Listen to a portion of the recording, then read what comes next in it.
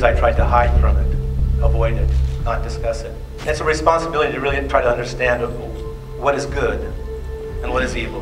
There was this teacher that taught neo-fascism in this school. Students were so easily coerced into doing something that obviously wasn't right and just took over their lives. It's the perversion of the incredible power of the human mind that can do almost anything. All the magical things the human mind does in terms of creativity can get perverted to justify any evil, any transgression. We were chosen out of all his other classes to participate. The first few days, the third wave was a game.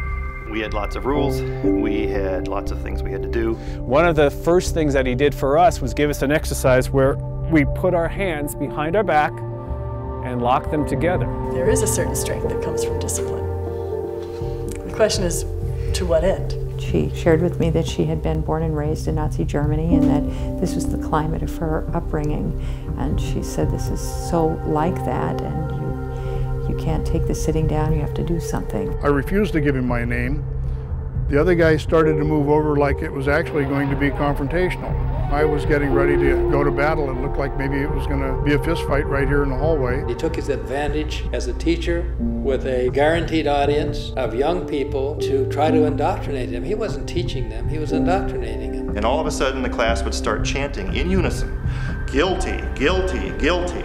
There was a line crossed all over the place. What they did they were not proud of. I think that's what hurt a lot of the people. I thought we were trapped. I went into a panic. I stood up and I said, I'm getting the hell out of here. And this wasn't about teaching students or running a simulation. This was out of bounds. And one day he followed me into the faculty room where he was addressed by the English teacher, Mr. Tanner. Mr. Tanner said, you don't belong in here, you're a student. And this child turned to that teacher and said, I'm not a student, I'm a bodyguard. The truth will finally be revealed. It's an important truth about human behavior, even the human behavior of adults.